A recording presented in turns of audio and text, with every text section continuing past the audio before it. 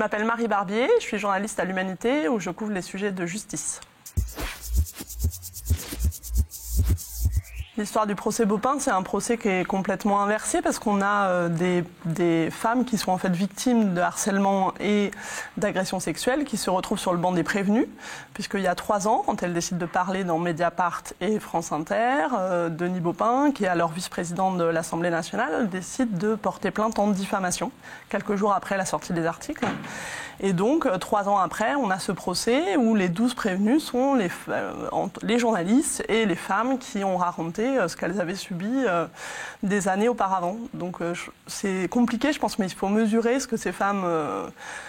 comment ces femmes vivent ce procès-là, parce qu'elles se retrouvent sur le banc des prévenus, le banc de l'infamie, accusées de diffamation et à devoir se défendre face à un homme qui est en plus absent. Il est représenté par son avocat, Maître Emmanuel Pierrat, qui donc ne daigne pas se déplacer face à la justice et qui donc les traîne devant la justice pour propos diffamatoires.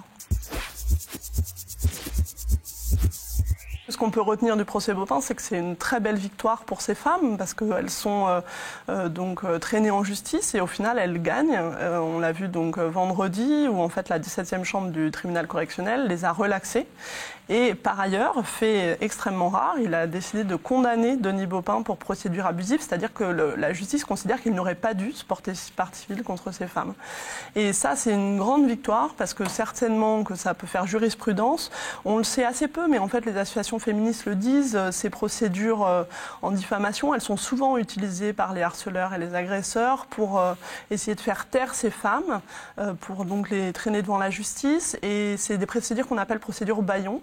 Et certainement que ce signal qu'envoie la justice à ces femmes, c'est qu'elles peuvent parler. Et puis c'est aussi un signal envoyé aux harceleurs et aux agresseurs pour leur dire vous ne pourrez plus utiliser cette justice-là, cette façon de faire-là, et ça se retournera contre vous. Là, c'est assez spectaculaire la façon dont ça s'est retourné contre Denis Beaupin. Je pense que dès le premier jour, on a senti que ce serait très très particulier et ça a basculé. Enfin, il y a eu un moment extrêmement fort le 2e jour, qui était le mardi après-midi. Le procès, il a eu lieu en février dernier, et le mardi après-midi, toutes les prévenues sont appelées à la barre pour témoigner. Et pour prouver que leurs propos ne sont pas diffamatoires, eh ben, il faut bien qu'elles racontent ce qu'elles ont subi. Et donc, on a ces femmes qui sont tendues, quand même. Ça fait 3 ans qu'elles sont mises en examen. Elles ont été convoquées chez le juge. Là, il faut imaginer ce que c'est pour elles d'arriver dans une salle d'audience et de se déclarer comme prévenues, alors qu'elles sont par ailleurs victimes, quoi. Donc c'est quand même très particulier. Et elles se lèvent pour témoigner à la barre, on sent qu'elles sont extrêmement tendues.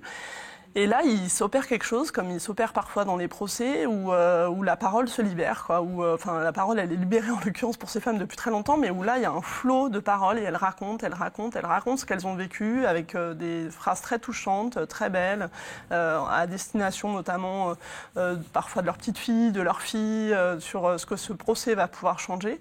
Et on sent que là, Denis Beaupin a perdu, quoi. On sent qu'il y a quelque chose qui est en train de se passer, qui est extrêmement fort, et que cette parole-là, elle peut maintenant être entendue et qu'elle le sera certainement beaucoup plus que celle de Denis Beaupin qui leur dit « vous n'avez plus le droit de parler, vos propos sont diffamatoires, vous ne pouvez pas le faire ». Et là, enfin, c'était vraiment très très fort. Ouais. Ce qui est important de dire, c'est que ces femmes-là, quand elles parlent, c'est il y a 3 ans, et donc MeToo n'est pas encore arrivé. Donc on est avant ça. Et il faut mesurer ce que ça peut être certainement de parler pour elles, alors que la seule femme qui a alors parlé, c'est Tristan Banon, qui avait dénoncé des faits commis par Dominique Strauss-Kahn, et ça avait été très très violent le déferlement médiatique. Donc voilà, c'est à l'époque très compliqué. Denis Beaupin est vice-président de l'Assemblée nationale. Les médias ne parlent pas de ces questions-là. On considère que c'est de l'ordre du privé, que ça n'a pas à être évoqué. Et ces femmes, quand elles décident de parler, il y en a 16 qui parlent quand même. Là, il y en a 6 qui étaient sur le banc des prévenus parce qu'elles étaient citées par des passages particuliers, mais il y a 16 femmes qui dénoncent des harcèlements et des agressions sexuelles. Donc à Cyril Graziani de France Inter et à Agnès Breu de Mediapart, dont il faut saluer le travail parce que c'est 3 mois d'enquête à temps plein pour eux deux. Voilà, alors que ces sujets-là ne sont pas abordés par l'ensemble des autres journalistes. Voilà, donc on est avant MeToo et le jugement, effectivement, c'est là la particularité. C'est le premier procès de l'ère MeToo.